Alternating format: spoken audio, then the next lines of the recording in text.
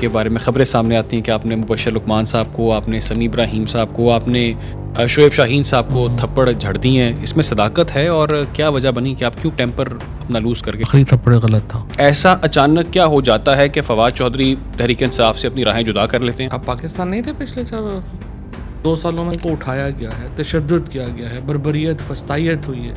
P T I کے بہت سارے لوگ ہیں پی ٹی آئی کے ساتھ، وہ مشکل وقت میں سٹک رہے ہیں. جب مشکل وقت آیا تحریک انصاف کے اوپر تو انہوں نے ساتھ دیا پی ٹی آئی کا، اپنی راہیں جدا نہیں کی. آپ کو ریگریٹ نہیں ہوا یا آپ کو یہ ہوا نہیں کہ یار میں کسی طرح سے میں جو بھی ہے اس چیز کا خیال کرتا اور میں کہتا نہیں یار میں نے 7 مہینے جیل کاٹی، 4 دفعہ گرفتار ہوا، اور اس سے پہلے جو ایک پوری داستان ہے ظلم زیادتیوں کی. جیل میں کوئی تشدد کیا گیا آپ پر، کوئی ٹارچر کسی قسم کا ہوا آپ پہ؟ ظاہر ہے پی ٹی آئی کے ورکر کا انٹرسٹ کیا ہے کہ عمران خان ریلیز ہوں. ہم اکیلے بزدار کو رو رہے تھے، آپ نے 8-10 بزدار لگا دیے. عمران خان صاحب ملاقات کے اندر کیا بات کرتے ہیں؟ کیا وہ یہ کہتے ہیں کہ یار اپنے اختلافات ختم کریں جو آپ کے پارٹی کے ساتھ ہیں، ڈائریکشنز ٹھیک کریں، مل کر چلیں، آپ کیوں نہیں اپنے جو تحفظات ہیں وہ دور کرتے؟ کیا کبھی انہوں نے آپ سے بات کی ہے؟ بات کی، ڈانٹا بھی ہے. ٹو بی فیئر ود ان کے ساتھ بڑی زیادتی ہوئی. کچھ باتیں میں نے ان سے کہیں تو انہوں نے کہا کہ مجھے انہوں نے 20 دن ڈیتھ سیل کے اندر بند کر دیا اور لائٹ بند کر دی تاکہ وہ کتاب بھی نہ پڑھ سکیں، اور سردی میں ان کو جو ہے وہ 20 دن اس طرح سے بند رکھا گیا. میری جب خان صاحب سے بات ہوئی تو انہوں نے مجھے کہا کہ یہ میرے پاس آتے ہیں لوگ کہ آپ بنی گالہ شفٹ کر دیں، ہم آپ کو فلانی جگہ کر دیں. آپ کو لگتا ہے کہ اتحاد قائم کرنے کے بعد کیا کر سکتے ہیں، کیا کریں گے؟ جے یو آئی کے لوگ ہیں وہ، جس کو آپ کہیں نا کہ جو سڑک کی گرمی ہے وہ برداشت کرنے والے لوگ ہیں. وہ اگر پی ٹی آئی اور یہ اکٹھے ہو جاتے ہیں تو پھر یہ اتنا بڑا ایک سٹارم ہے، اتنا بڑا ایک طوفان ہے جو حکومت پھر ود سٹینڈ کرنے کی پوزیشن میں نہیں ہے. لیگل کے اوپر تو گلا اب تب کریں جب جوڈیشری ہو، بلکہ ان وکیلوں کے اوپر ہم پیسے ضائع کر رہے ہیں. میرا خیال ہے کم از کم 50-60 کروڑ روپیہ پی ٹی آئی وکیلوں کو دے چکی ہے. اچھا، ایشو بنا قمر باجوہ کے ساتھ؟ ایک ایشو تھا جناب صاحب کے ساتھ. جناب باجوہ صاحب کا انالیسز یہ تھا کہ وہ سمجھتے تھے کہ P T I in popular ہو گئی ہے اور اگلی ایکسٹینشن جو ہے میری مجھے نون لیگ سے لینی چاہیے. اسے دیکھا ہے سائفر؟ بالکل، وہ تو ہم نے اس کو کیا تھا نا، ڈی کلاسیفائی کیا تھا. Hello and welcome to Views Matter podcast. آج کے پوڈ کاسٹ کے جو گیسٹ میرے ساتھ ہیں وہ ایک سینئر پولیٹیشین ہیں، فارمر منسٹر رہ چکے ہیں. اس کے ساتھ ساتھ جب بھی ہم پاکستان تحریک انصاف کی بات کرتے ہیں، پی ٹی آئی کی بات کرتے ہیں، تو ان کا نام ان پولیٹیشین میں ہے جو سب سے پہلے ہمارے مائنڈ میں آتا ہے. اور خاص طور پہ جب ہم بات کریں عمران خان کی تو وہ لوگ جو عمران خان کے خاصے قریب تھے، قریبی ساتھی تھے، ان میں ان کا شمار ہوتا ہے. فواد چودھری صاحب، sir thank you so much for your time. Thank you Ali. سب سے پہلے تو یہ چیز جو کہ ہر بندہ آپ سے سوال کرتا ہوگا یا جاننا چاہتا ہوگا کہ فواد چودھری جن کی پی ٹی آئی کے لیے خاصی خدمات رہی ہیں، بڑھ چڑھ کر ہر پلیٹ فارم پہ آپ نے پی ٹی آئی کو ڈیفینڈ کیا ہے، اگریسولی بھی کیا ہے، ڈیفینڈنگ موڈ میں بھی نظر آیا، بہت ساری چیزیں آپ نے کی ہیں، لیکن ایسا اچانک کیا ہو جاتا ہے کہ فواد چودھری تحریک انصاف سے اپنی راہیں جدا کر لیتے ہیں؟ آپ پاکستان نہیں تھے پچھلے 2 سالوں میں؟ تھے؟ بالکل. پھر آپ کون یہ سوال پوچھ رہا؟ لیکن آپ اگر خود بتائیں کہ ایسا کیا ہوا کہ آپ کو پی ٹی آئی کو پتہ ہے پاکستان میں کیا ہو رہا ہے 2 سالوں سے؟ بتائیں آپ کے سامنے. آپ تو ورکنگ جرنلسٹ رہے ہیں 2 سالوں میں، یہ سوال تو عجیب و غریب ہے. ہر ایک کو پتہ ہے پاکستان میں کیا ہوا. لوگوں کو اٹھایا گیا ہے، تشدد کیا گیا ہے، بربریت فسطائیت ہوئی ہے، فیملیز کے ساتھ جو ہوا ہے. اب نارمل سچویشن ہے پاکستان جس میں تھا اور اب بھی گزر رہا ہے. حالات بدلے تو نہیں، ابھی بھی ویسے ہی چل رہا ہے. لیکن پی ٹی آئی کے بہت سارے لوگ ہیں پی ٹی آئی کے ساتھ، وہ مشکل وقت میں سٹک رہے ہیں. جب مشکل وقت آیا تحریک انصاف کے اوپر تو انہوں نے ساتھ دیا پی ٹی آئی کا، اپنی راہیں جدا نہیں کی. بہت لوگ ہیں. تو کیا آپ نے نہیں سوچا کہ یہ مشکل وقت میں ہم پہ مشکل وقت بہت زیادہ آیا ہے. کچھ لوگوں کے اوپر اتنا نہیں آیا، کچھ لوگ صرف جیل گئے ہیں، کچھ لوگ جو ہیں وہ صرف پریشر ان کے اوپر آیا ہے، کچھ لوگوں کے اوپر زیادہ ظلم ہوا ہے. اور جو ہمارا ایشو تھا، جیسا آپ نے اپنے انٹرو میں کہا کہ جو لوگ عمران خان کے زیادہ قریب تھے ان کو تو ایک باقاعدہ پلان کے تحت جو ہے وہ پی ٹی آئی کو توڑنے کے لیے انہیں جو ہے وہ نشانہ بنایا گیا. لوگوں کو جیلوں میں ڈالا گیا، ان کو جو ہے وہ ان کے اوپر تشدد کیا گیا، بربریت ہوئی، فسطائیت ہوئی. اور بہت سارے لوگ ہیں اب بھی بدقسمتی سے، یہ جو 4-5 ہمارے دوست ہیں، اعجاز چودھری صاحب ہیں، محمود الرشید ہیں، یاسمین راشد ہیں، شاہ محمود قریشی صاحب ہیں، وہ لوگ تو اب تک اسی عذاب میں مبتلا ہیں. اور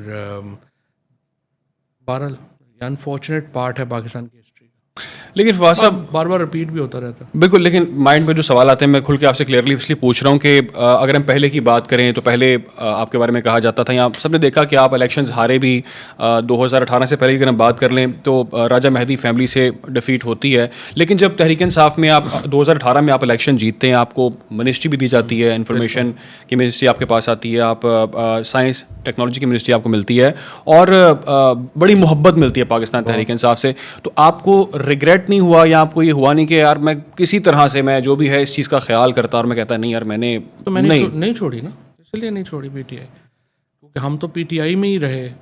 पीटीआई तो खैर देखें, हम लोगों आज जो पीटीआई जो कुछ है वो तो है ही हम लोगों की वजह से ना। इमरान खान तो 1997 से पीटीआई ज़ाहिर एक जद्दोजहद हो रही थी, इसमें जब हम लोग शामिल हुए हैं तो पीटीआई को एक नई अरूज मिला है।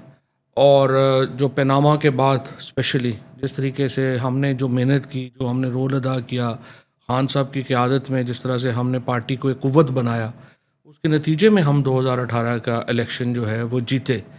और उसके बाद तमाम बर्बरियत फस्तायत के बावजूद और तमाम ऑफ़र्स के बावजूद हम पीटीआई के साथ रहे, हमने पीटीआई को नहीं छोड़ा। अगर हम पीटीआई को छोड़ देते तो हमारे लिए भी ऑप्शन थी, हम फॉर्म, शायद मेरे हलके में तो फॉर्म 47 की भी ज़रूरत नहीं थी, फॉर्म 45 के ऊपर एक आध आदमी ने पूरे पंजाब में मिल जाता, हम इलेक्शन भी जीत जाते, वज़ीर भी बन जाते, लेकिन हमने नहीं माने और हम 7 महीने जेल काटी, 4 दफ़ा गिरफ़्तार हुआ। उससे पहले जो एक पूरी दास्तान है जो एक जुल्म ज़्यादतियों की, इसके बावजूद हम तहरीक इंसाफ में रहे। आपने इतना अरसा जेल काटी, जैसा कि आपने ख़ुद भी जिक्र किया, क्या कुछ हुआ आपके साथ? काफ़ी उस वक़्त शुरू में जो है वो तो बहुत ज़्यादतियाँ हुई हैं, बहुत बर्बरियत हुई है, फस्तायत हुई है, कैद तन्हाई थी ऊपर से 7 महीने, और जेल काटना मुश्किल काम है, बहुत कम लोग काट सकते हैं।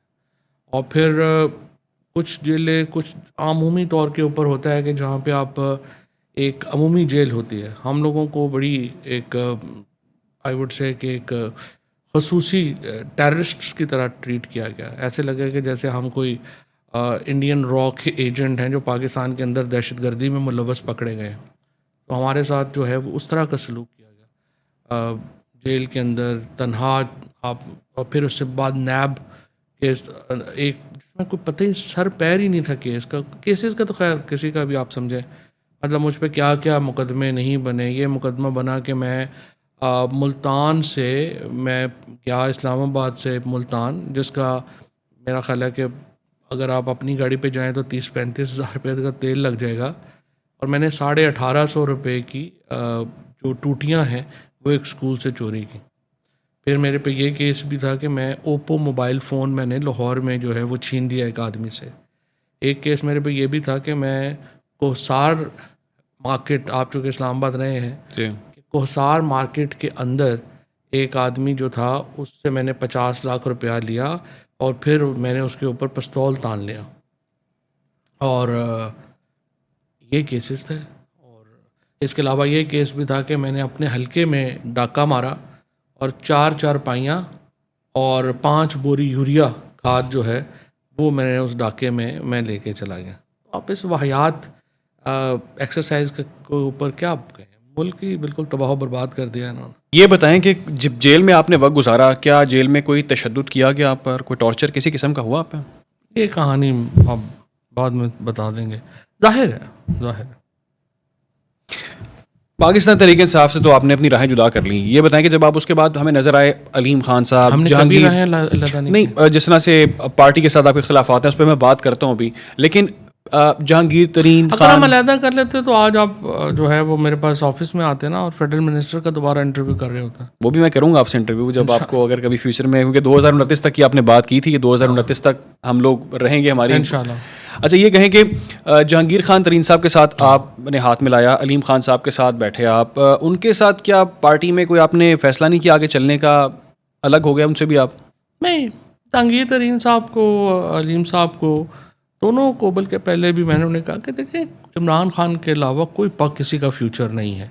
इमरान खान, मैंने उस वक्त कहा था कि मैंने पहले भी कहा था कि इमरान खान ने इस वक्त जो सूरत हाल है تو اس میں میرے ڈرائیور کو ٹکٹ دیں گے وہ مجھے ہرا دے گا. اور اس وقت ان کا ایک طوطی بول رہا ہے اور وقت ان کے ساتھ ہے. اور اس وقت عمران خان کے علاوہ کوئی پاکستان کے عوام کی جو اسپریشنز ہیں ان کو ریپرزینٹ نہیں کر پا رہا، نہ ہی کر سکے گا. تو اس لیے پارٹی وغیرہ کا کسی کا کوئی وجود نہیں ہے. ذاتی تعلق تو میرا بڑا احترام کا تعلق تھا، اس وقت بھی ہے، اب بھی ہے. آپ کا خان صاحب سے تعلق بڑا اچھا ہے جیسا کہ آپ بتا رہے ہیں، اور ہم نے دیکھا بھی ہے. میں نے اپنے اسٹارٹ میں انٹرو میں بتایا کہ آپ ان کے قریبی ساتھی ہمیشہ شمار ہوئے ہیں، بہت انہوں نے محبت. لیکن آپ اسی پی ٹی آئی کے ساتھ جس کی ڈائریکشنز عمران خان صاحب ابھی بھی دے رہے ہیں، اور وہی لوگ جو ان کے انڈر کام کر رہے ہیں، ان سے آپ کے خاصے اختلافات ہیں. میں آف دا ریکارڈ بھی بات کر رہا تھا کہ آپ کے بیانات سامنے جب آتے ہیں، وہ عمر ایوب صاحب ہوں، وہ سلمان اکرم برادر صاحب ہوں، وہ شیخ وقاص اکرم ہوں، آپ کے بیانات کے بعد آپ کو نہیں لگتا کہ اس کا امپیکٹ جو آپ کے بھائی ہیں فیصل چودھری ان پر پڑتا ہے؟ ان کو وہ چیزیں، وہ مشکلات ان کو جھیلنی پڑتی ہیں اس کے بعد؟ دیکھیے، پی ٹی آئی کی جو لیڈرشپ ہے، ابھی جو لیڈرشپ جس کی آپ بات کر رہے ہیں، یہ تو بہت امیچور ہے. ان کو تو پالیٹکس وغیرہ کا کچھ پتہ نہیں. ایک ویکیوم کریٹ ہو گیا. عمران خان کو تنہا کرنے کے لیے ہم جیسے لوگوں کو مار کٹ کے، تشدد کر کے، جیلوں میں ڈال کے ہم لوگوں کو پارٹی سے علیحدہ کیا گیا، جس کے نتیجے میں پارٹی کا کاڈر ٹوٹ گیا. یعنی چاہے پرویز خٹک ہوں، چاہے شاہ محمود قریشی ہوں، چاہے اسد عمر ہوں، چاہے میں ہوں، عمران اسماعیل ہوں، علی زیدی ہوں، اور بے شمار ہمارے جو دوست ہیں، ان لوگوں کو پارٹی سے چھڑوا دی گئی زبردستی. اس کے بعد ایک ویکیوم کریٹ ہوا. اس ویکیوم کے اندر جو لوگ تھے، اب ان میں سے یہ جو لوگ ہیں، مثلا سلمان راجہ ہیں یا گوہر ہیں یا وقاص ہیں، ان لوگوں کے اوپر تو کبھی کوئی پریشر ہی نہیں آیا. نہ ان لوگوں نے کبھی کوئی ان کے جیل کاٹی، نہ ان لوگوں کا کوئی جو ہے وہ فرینکلی کوئی کنٹریبیوشن ہے پارٹی کے لیے. پارٹی ان کو نہیں جانتی، یہ پارٹی کو نہیں جانتے. تو عمران خان نے ان لوگوں کے اوپر ایک ٹیمپریری اسٹرکچر جو ہے وہ کھڑا کرنے کی کوشش کی. بٹ پرابلم یہاں پہ یہ آ رہا ہے کہ اس وقت جب ہم لوگوں کو نکال دیا اسٹیبلشمنٹ نے پارٹی سے، اس کے نتیجے میں عمران خان ہیں اور لوگ ہیں، درمیان میں اسٹرکچر کوئی نہیں ہے. یہ جو پرابلمز آتی ہیں یا ان لوگوں کی جو امیچور، ابھی بھی آپ دیکھیں، صبح کہہ رہے ہیں کہ ہم اجلاس میں شامل ہو رہے ہیں، شام کو کہہ رہے ہیں کہ نہیں ہم شامل نہیں ہو رہے، رات کو کہہ رہے ہیں ہم شامل ہو جائیں گے اگر ہمیں عمران خان سے ملائیں. آپ فضل الرحمان صاحب سے جب بات کریں گے، آپ خاقان عباسی صاحب سے بات کریں گے، محمود اچکزئی صاحب سے بات کریں گے، تو وہ یہ کہیں گے آپ کو آف دی ریکارڈ تو ضرور کہیں گے، یہ بہت ہی امیچور لوگ ہیں. وہ کہتے ہیں ان سے ہم بات کیا کریں، یہ صبح اور ہوتے ہیں، شام اور ہوتے ہیں.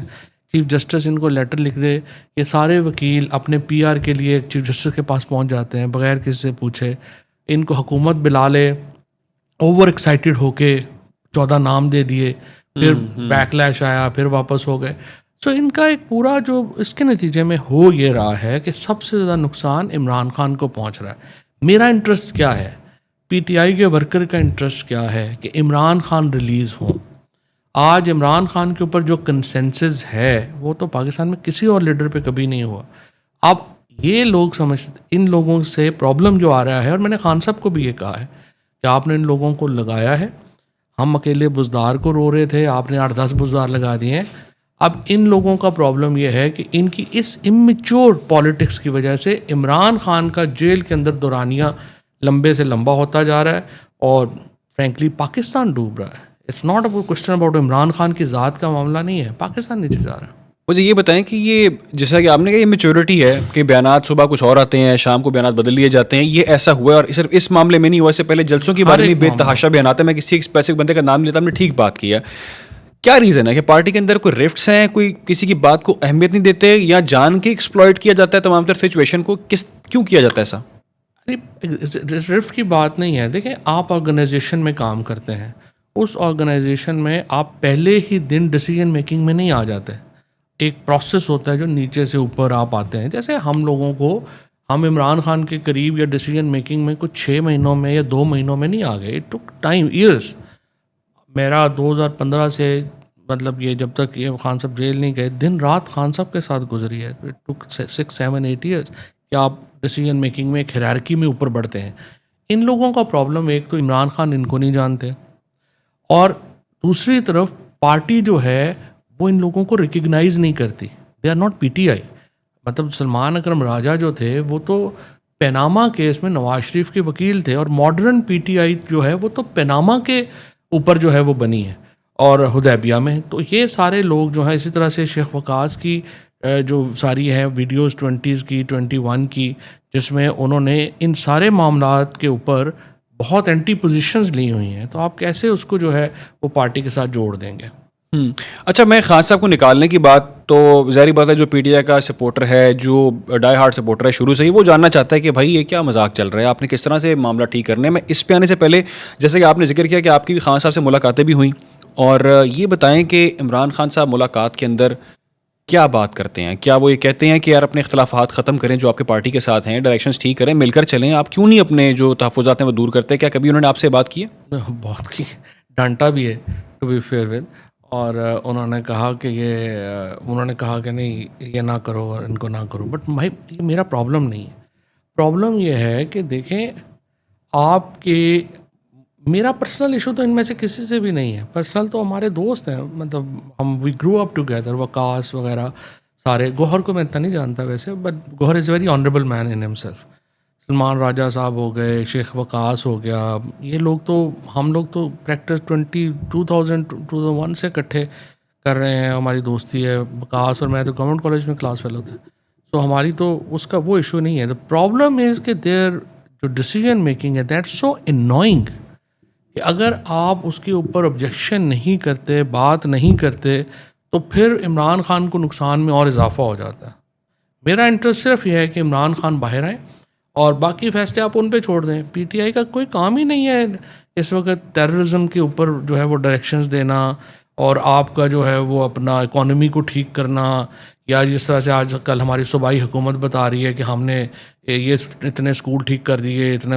آپ کو ووٹ صرف عمران خان کو باہر لانے کے لیے ملا ہے. You have no other business. نہیں تو آپ کی فیوچر کے حوالے سے کوئی ڈسکشن نہیں آپ کی ہوتی ان کے ساتھ کبھی, کہ آپ اپنے فیوچر پلانس کے حوالے سے کیا سوچا ہے؟ دیکھیے بات یہ ہے کہ it's not about my future, it's about the future of Pakistan. ہم پولیٹیشین ہیں, ہمیں پاکستان کے اندر اگر پالیٹکس ہوگی, اگر سسٹم سولینس کے پاس آئے گا تو ہی ہماری کوئی ریلیونس ہے. اگر سسٹم میں ہم پالیٹکس لوگوں کے پاس آنی ہی نہیں ہے, عوام نے کوئی فیصلہ ہی نہیں کرنا اور بند کمروں کے اندر فیصلے ہونے ہیں, تو پھر آپ مجھے بتائیے کہ اس میں میری ریلیونس ویسے ہی ختم ہو جائے گی. سو دا کوسچن از کہ پہلے عمران خان کو یہ لڑائی جیتنی چاہیے ہر صورت میں, بعد میں ہم دیکھ لیں گے. جب بھی رپورٹنگ ہوتی ہے فواز صاحب, خاص طور پہ عمران خان کے حوالے سے جیل کے اندر سے, وہ ہمیشہ ملٹیپل کہانی سامنے آئی ہیں. کسی نے کہہ دیا جی کوئی زہر دے دیا گیا ہے, کسی یوٹیوبر نے ان کو کہا دیا کل رہا ہو رہے ہیں, باہر آنے لگے ہیں, بڑی خبر آ گئی, بڑی چیزیں آ گئیں. کیا سچویشن ہے اندر؟ آپ کی جو ملاقات ہوئی ہے ان کے کیا مورالز ہیں, کیا سوچ رہے ہیں, کس طرح کے موڈ مزاج میں ہیں, کیسا گیٹ اپ, بہت ساری چیزیں آپ کے علم میں ہوں گی, بتائیے گا. وہ یہ مورال تو خیر عمران خان کبھی ڈاؤن ان کا ہوتا ہی نہیں ہے. میں نے ان کو مورال کبھی ان سخت حالات میں بھی ان کا مورال ڈاؤن کبھی نہیں دیکھا. وہ بالکل فٹ ہے. I mean he is someone who will take his exercise very seriously, will take his diet very seriously. تو مینٹلی اینڈ فزیکلی تو ان کا کوئی ایشو نہیں ہے, is super fit, number 1. Number 2 یہ ہے کہ ان کا جو آئیڈیاز ہیں پالیٹکس کے اوپر وہ بھی اتنے ہی فرم ہیں جتنے کہ جیل جانے سے پہلے تھے, ایکچولی زیادہ فرم ہو گئے. سو ڈیل وغیرہ یہ تو دیکھو نا, Imran Khan out of syllabus آ گیا نا. اگر یہی نواز شریف صاحب ہوتے یا کوئی اور ہوتا زرداری, وہ تو اتنا مہینہ نہیں جیلوں میں گزار سکتے, بٹ عمران خان تو جیل میں ہے. اب دوسری بات یہ ضرور ہے کہ وہاں پہ پرابلم کیا ہے. پرابلم یہ ہے کہ جو لوگ بھی وہاں پہ جاتے ہیں, میں نے دیکھا ہے, ان کا ایک ہی ایجنڈا ہے کہ ایک تو کوئی آدمی جو ہے وہ پی ٹی آئی میں شامل نہ ہو جائے, اور دوسرا جو ہیں ان کو نکالنا کیسے ہے. مثلا 2 میٹنگز پہلے جب میری میٹنگ ہوئی ہے آخری, میں حیران ہوں کہ 23 MNAs اور سینیٹرز کی لسٹ لے کے شبلی فراز اور یہ سلمان وغیرہ چلے گئے ہیں کہ جن کو پارٹی سے نکال دیں. میں خان صاحب کو بعد میں نے کہا کہ سر یہ اتنے لوگوں کو پارٹی سے نکال دیں گے تو پارلیمانی پارٹی بچے گی کیا؟ اور آپ کا جو اس وقت سچویشن ہے اس کے اندر آپ نے عورتوں کی سیٹوں پہ جو آپ کا کلیم ہے, منورٹیز پہ کلیم ہے, وہی ختم ہو جائے گا. تو میں نے کبھی نہیں سنا اور کوئی ڈسکشن ان کی, صرف یہی ڈسکشن ہے کہ یہ کہیں کوئی بندے پارٹی میں نہ آ جائیں اور یہ بندے پارٹی میں رہ نہ جائیں. تو اٹس اونلی اباؤٹ کیا دو ہی طرح, یا اوپر جاتے ہیں نا, یا آپ اپنی صلاحیتوں پہ اوپر جاتے ہیں, یا آپ کہتے ہیں کہ سارے مر جائیں گے تو پھر میں چودھری ہوں گا. تو یہ جو پارٹی ہے یہ اس وقت सबको मार्क के ऊपर जाने की कोशिश। अच्छा, तो इनको खान साहब ने कोई जिस तरह से हम देखते हैं जब भी प्रैक्टिस रही है यहाँ पे पॉलिटिशियंस की, जब जेल में जाते हैं किसी को कमर दर्द निकलता है, किसी के हाथ में छड़ी आ जाती है, किसी के प्लेटलेट्स का इशू हो जाता है, खान साहब ने नहीं कहा मेरी तबीयत ये मसले, मुझे भी यहाँ से ये चीज़ें मेडिकली? नहीं, खान साहब तो आपको मैंने जिस तरह बताया कि मेंटली और फिज़िकली बिल्कुल फिट है, बल्कि जो आई वुड से कि उनके साथ बड़ी ज़्यादती हुई। कुछ बातें मैंने उनसे कही तो उन्होंने कहा कि मुझे इन्होंने 20 दिन डेथ सेल के अंदर बंद कर दिया और लाइट बंद कर दी ताकि वो किताब भी ना पढ़ सकें, और सर्दी में उनको जो है वो 20 दिन इस तरह से बंद रखा गया। और जेल के अंदर ज़ाहिर है कि जो आप जेल में हैं बंदा तो हेल्पलेस है ना, तो ज़्यादतियाँ जो होती हैं बड़ी अनफॉर्चुनेट है पाकिस्तान के इतने बड़े लीडर के साथ इस तरह का सलूक। फवाद साहब, व्हाट्स द प्लान? उनको बाहर जो पीटीआई की क़यादत है, जो लॉयर्स हैं काम कर रहे हैं, किस तरह से इमरान खान साहब को बाहर निकालना है? उसके लिए तो मुझे तो नज़र नहीं आ रहा कोई ऐसा प्लान अभी तक जो सामने आया हो। लेकिन ये पहली बात तो ये है कि दो ही चीज़ें हैं ना।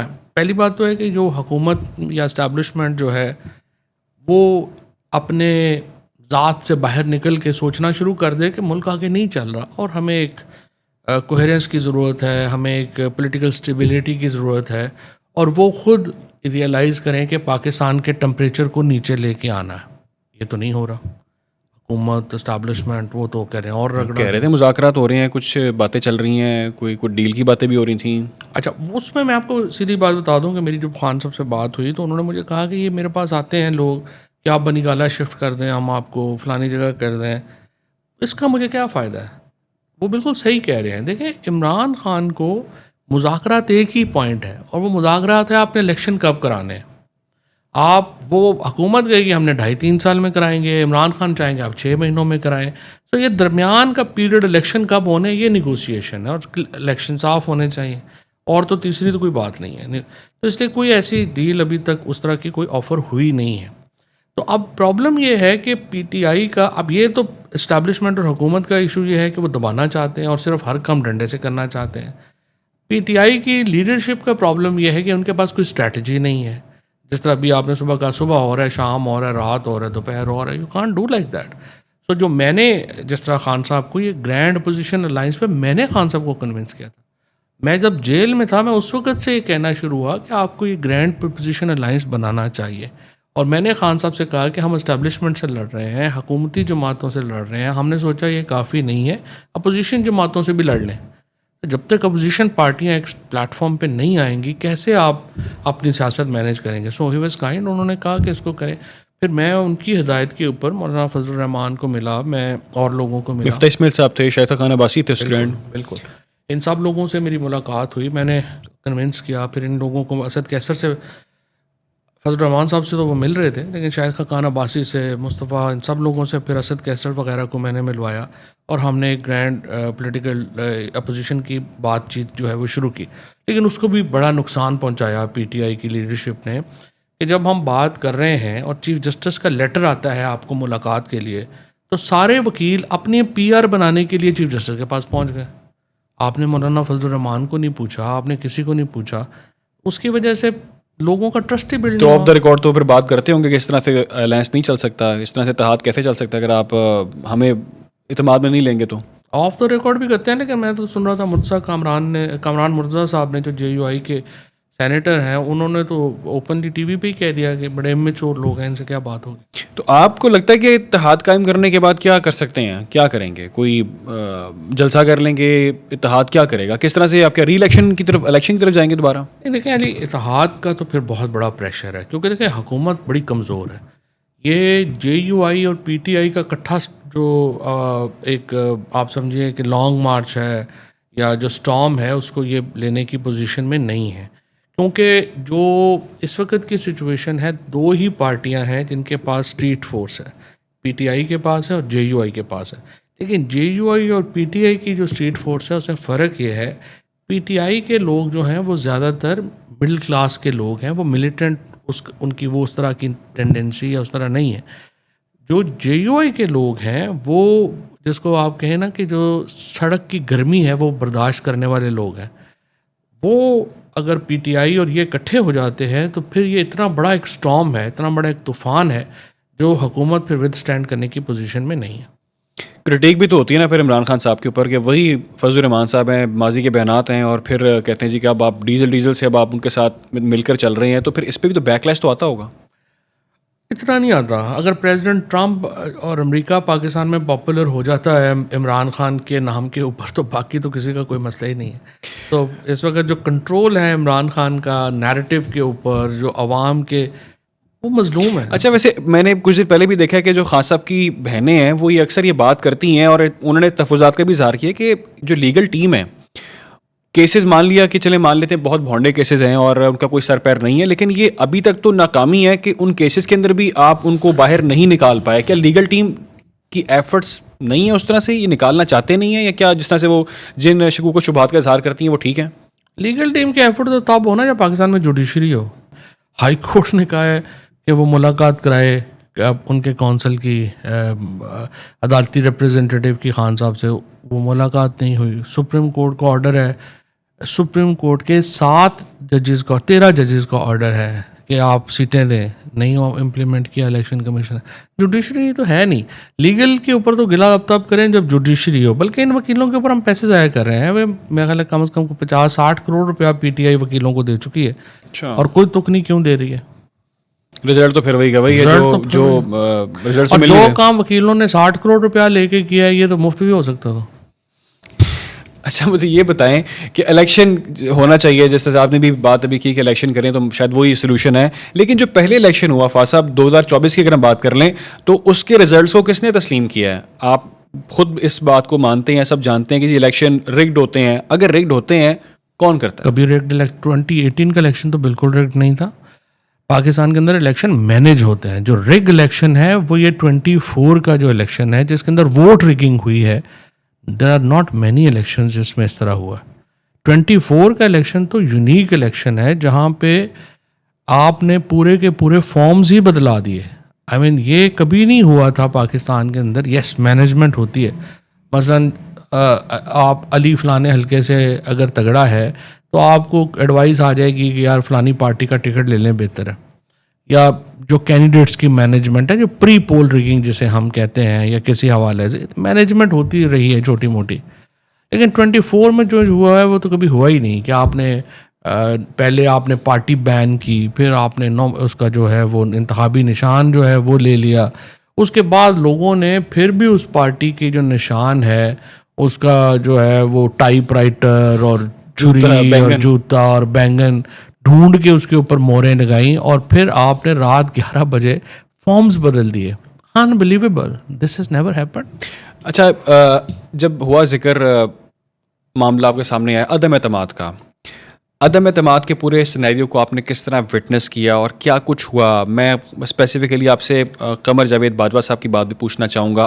آپ کے ٹرمز, آپ کی پارٹی کے ٹرمز بڑے اچھے ان کے ساتھ رہے.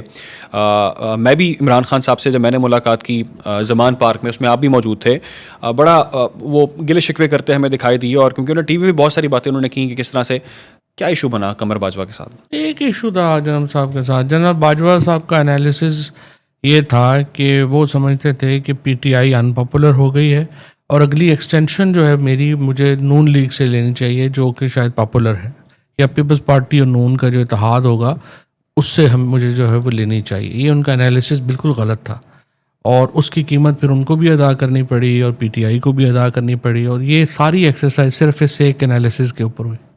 تو پھر بعد میں وہ بڑی جلدی انہوں نے ریئلائز بھی کر لیا, ٹو بی فیئر ود, ان کو پتہ چل گیا کہ یہ غلط ہو گیا, اور پھر انہوں نے الیکشن کروانے کی کوشش کی, لیکن وہ پھر بات ان کے ہاتھ سے نکل گئی. اور جب عدم اعتماد کی تحریک آئی وہ تو سارا کیا تھا, ڈرامہ ہی تھا نا. عدم اعتماد کیا ہوتا؟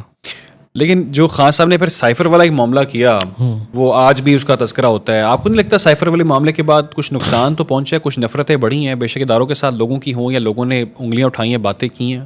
نہیں, بٹ یہ تو اب ریپبلکنس کہہ رہے ہیں. آپ نے اسے دیکھا ہے سائفر؟ بالکل, وہ تو ہم نے اس کو کیا تھا نا, ڈی کلاسیفائی کیا تھا, تو کیبنٹ میں آیا تھا, وہاں پہ کیا گیا تھا. دیکھیے ایشو یہ ہے کہ اس کے اندر بیسکلی جو ڈونلڈ لو تھے انہوں نے ہمارے ایمبیسڈر کو یہ کہا کہ اگر عمران خان کے خلاف نو کانفیڈنس آ رہی ہے اور اگر وہ پاس نہیں ہوتی تو پھر اس کے کانسیکوینسز ہوں گے. اس سے زیادہ آپ ایکسپیکٹ کریں گے کیا, اور کیا کہہ سکتے تھے؟ فوجیں تو نہیں اتارنی ہوتی, یہی اس سے زیادہ اور کیا کہنا تھا. تو اس کے بعد جو ہے وہ اب تو ریپبلکنز خود کہہ رہے ہیں کہ بائیڈن نے مختلف ملکوں میں حکومت گرانے کی جو ہے وہ سازش کی تھی اور پاکستان اس میں شامل تھا. مثلا جو مڈل ایسٹ میں بھی لگائی ہیں پریزیڈنٹ ٹرمپ نے اسپیشل ریپرزینٹیٹیو، ان کا انٹرویو سن لیں. ایک اور بڑا اہم معاملہ جو میں آپ سے ویسے بھی پوچھنا چاہ رہا تھا وہ یہ کہ آپ کے بارے میں یہ کہا جاتا ہے کہ آپ خاصے غصے والے ہیں. آپ کے بارے میں خبریں سامنے آتی ہیں کہ آپ نے مبشر لقمان صاحب کو، آپ نے سمیع ابراہیم صاحب کو، آپ نے شعیب شاہین صاحب کو تھپڑ جھڑ دی ہیں. اس میں صداقت ہے اور کیا وجہ بنی کہ آپ کیوں ٹیمپر اپنا لوز کر کے کیا ہوا تھا؟ 6 سالوں میں 3 لوگوں کے ساتھ اتنا زیادہ تو نہیں یہ ہے. تو ریپورٹڈ ہے. تو یہی ہے بس میرا یا رپورٹ چیزیں زیادہ ہو جاتی ہیں، ذرا ایگزیجریٹ زیادہ ہوتی ہیں اور تو کچھ شیئر تو کریں کہ کیا ایسی وجوہات بن جاتی ہیں کہ آپ اتنا ٹیمپر لوز کر دیتے ہیں اور آپ مطلب کیا بنتا ہے سب ریزن کیا بنتی ہے؟ اور ریزنز ہی ہوتی ہیں. مبشر لقمان صاحب اور سمیع کے ساتھ تو چونکہ کافی عرصہ ہو گیا ہے تو اب اس کو معاملے کو دوبارہ چھیڑ کے خواہ کیا اس کو کرنا ہے.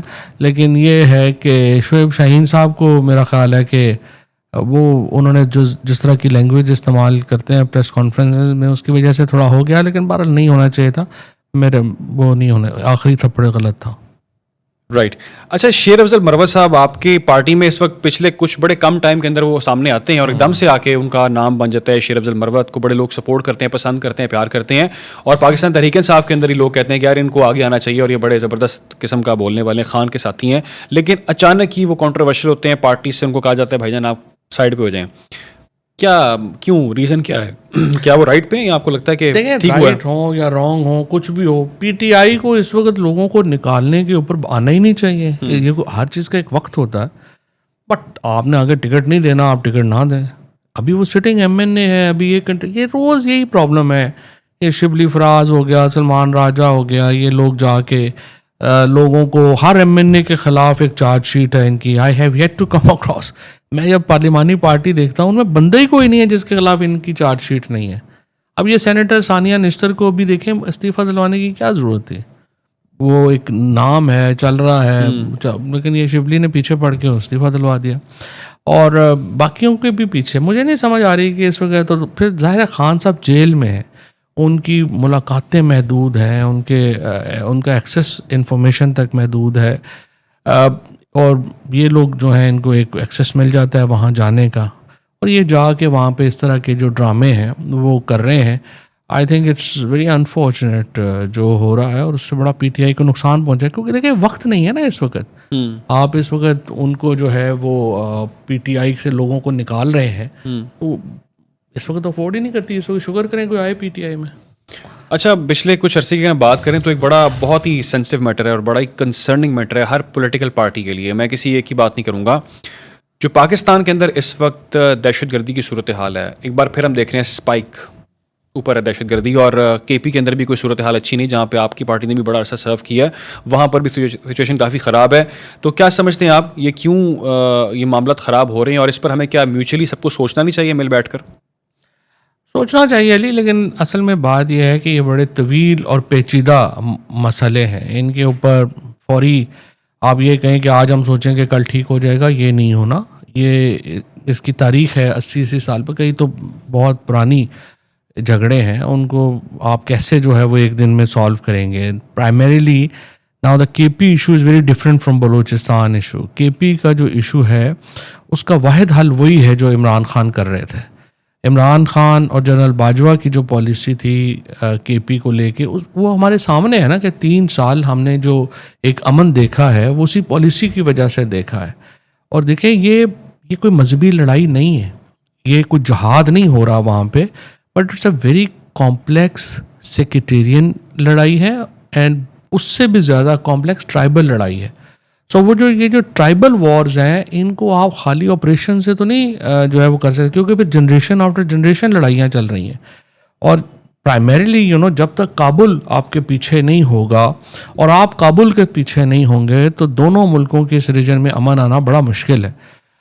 کیونکہ جیسا میں نے یہ کہا وہ ٹرائبز ہیں، وہ ادھر ہیں ادھر ہیں، پھر وہ جو ٹرائبز ہیں وہ ڈیوائڈ ہو جاتے ہیں. ایک ٹرائب جو ہے وہ کابل میں پناہ لے لیتا ہے، ایک ٹرائب ادھر پناہ لے لیتا ہے، اینڈ دین اٹ کنٹینیوز. اور اب اس میں سیکٹیرین کلر آ گیا ہے، اور آئس کا جو اس وقت انفلوئنس ہے وہ بڑھتا جا رہا ہے. اس کے طالبان کو بھی خطرہ ہے، پاکستان کو بھی خطرہ ہے. اور اس کے بعد آئی ڈونٹ نو اس کے اوپر کیوں ہم اس کے اوپر تو ہم نے جرگے بلائے, ہم نے کچھ مذاکراتی عمل بھی ہم نے دیکھا, اس کے بعد پھر سے سچویشن وہاں پر دیکھا خراب ہوگی اور وہ چیز ابھی سے ہمیں ٹھیک ہوتی دکھائی نہیں دے رہی. لیکن آپ کو نہیں لگتا کہ اس سے ہماری جو اکانومی ہے, جو انٹرسٹ ہیں پاکستان کے فیوچر کے, وہ افیکٹ ہو رہے ہیں؟ خاص طور پہ اگر ہم بات کریں چائنا ہمارے ساتھ آگے بڑھنا چاہتا ہے, کیسے ترقی ہو سکتی ہے آسان لفظوں میں جب آپ کا ملک میں امن نہیں ہوگا؟ جہاں پہ تو کے پی کا وہ تو ظاہر امن ہوگا ہی تو آپ آگے جائیں گے, ورنہ بیسک چیزیں آگے کیسے جائیں گے.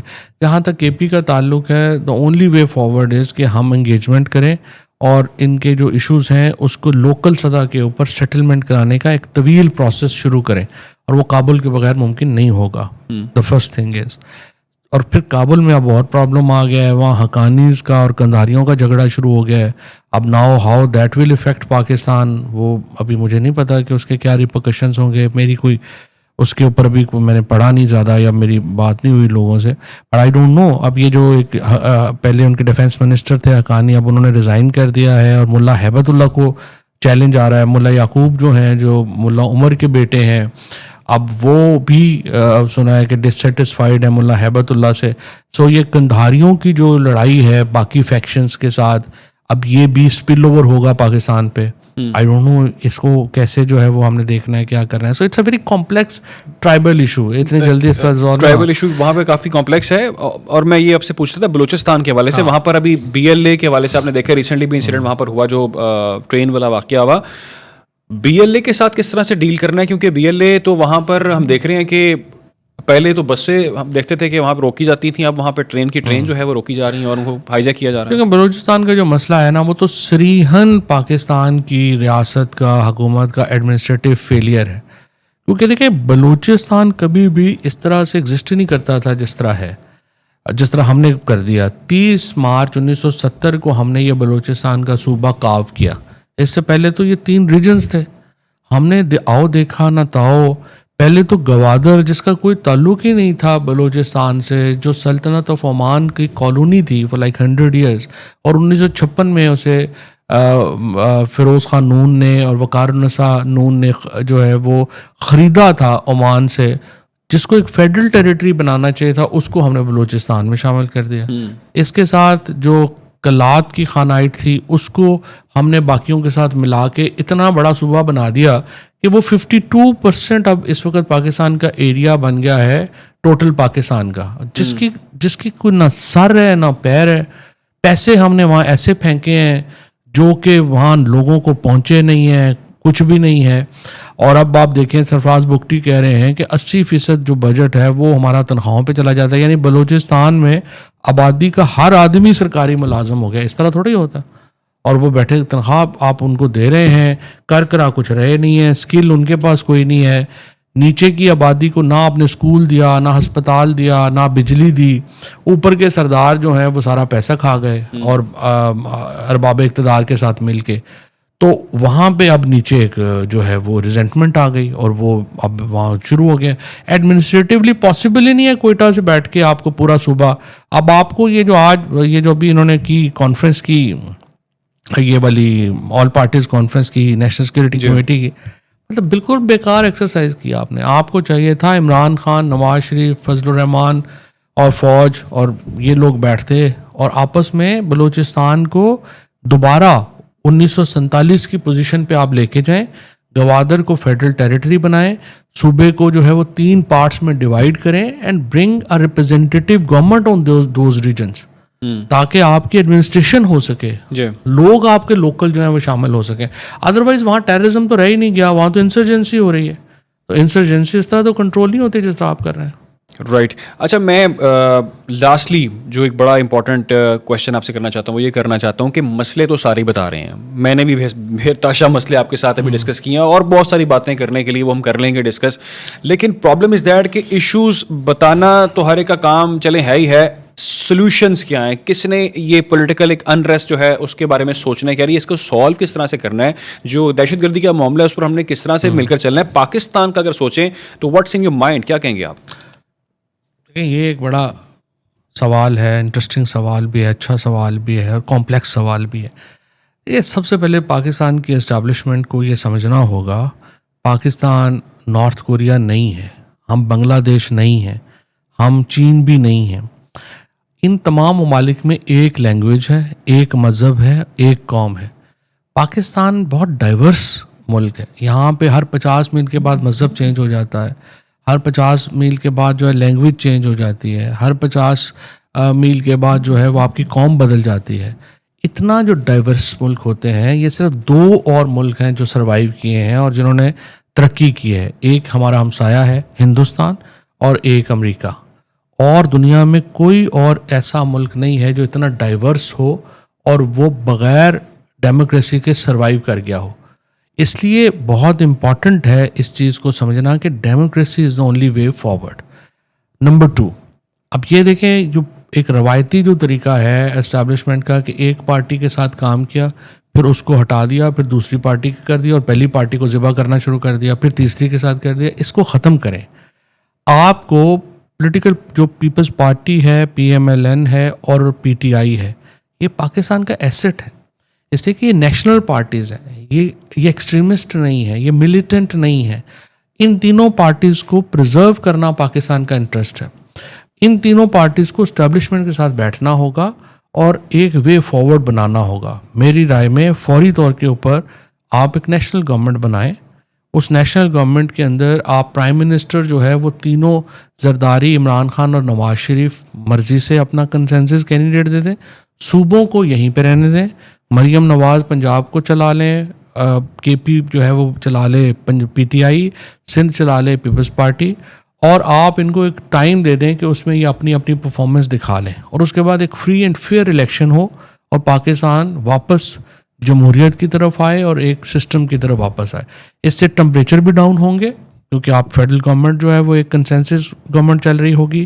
آپ الیکشن کمیشن تبدیل کر سکیں گے, آپ IMF کا پروگرام جو ہے سائن آف کر سکیں گے, بڑے اکنامک فیصلے کر سکیں گے, اور پاکستان کے اندر ریفارمز کی ابتدا کر سکیں گے. کیونکہ ریفارمز میں سب سے بڑا ہرڈل یہ آتی ہے کہ پولیٹیکل پارٹیز یہ سمجھتی ہیں کہ ان کا ووٹ خراب ہو رہا ہے. جب ساری مل کے یہ انڈرٹیک کر لیں گی تو پھر سب کو نقصان برابر کا ہوگا.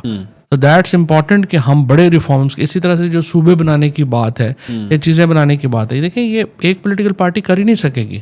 نہریں آپ نے دیکھا بالکل کوشش کر رہے ہیں, بنانے کو نہیں دے رہا, پانی کے ایشوز ہیں. دس از ویری امپورٹنٹ کہ ہم اس کو ایک نیشنل گورنمنٹ کی طرف جائیں اور الٹیمیٹلی ایک فری اینڈ فیئر الیکشن کی طرف جائیں. Very right, very right. اور یہ مسئلے مسائل بہت سارے ہیں, لیکن جیسا کہ آپ نے بھی کہا کہ سلوشن یہ ہے کہ سب کو مل بیٹھ کر کوئی پلان لازمی کرنا ہوگا اور پاکستان کا پہلے سوچنا ہوگا. فواز صاحب بہت بہت شکریہ آپ کے ٹائم کے لیے, آپ نے ٹائم نکالا. بہت ساری چیزیں میں نے آپ سے مزید پوچھنی تھی لیکن وہ کبھی نیکسٹ سٹنگ کے لیے ہم رکھیں گے. بہت شکریہ آپ کا. ناظرین, آئی ہوپ کہ بہت ساری چیزیں, بہت سارے سوالات فواز صاحب سے میں نے کیے ہوں گے, بہت سارے جو میرے مائنڈ میں تھے میں وہ کر پایا نہیں کر پایا, لیکن آپ کامنٹ کریں. کچھ چیز اگر آپ پوچھنا چاہتے ہیں, جاننا چاہتے ہیں, آپ کا کامنٹ, آپ کا کویشچن میں فواز صاحب کے ساتھ شیئر بھی کروں گا, اور جو ان کا فیڈ بیک آگا وہ بھی آپ تک پہنچاؤں گا. فی الوقت کے لیے اتنا اپنا خیال رکھیں, دعا میں یاد رکھیں. اللہ حافظ.